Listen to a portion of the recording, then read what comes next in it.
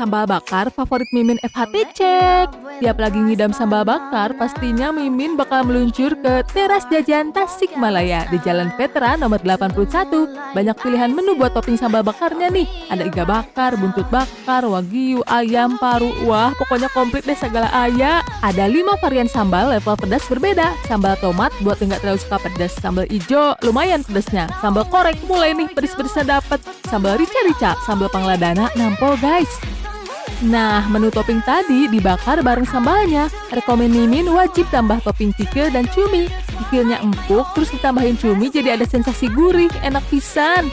Semua menunya bebas kamu pilih buat digalau bareng sambal bakarnya.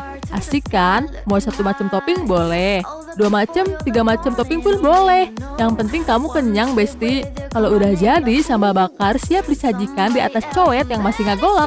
Ditambah irisan tomat dan perasan jeruk nipis biar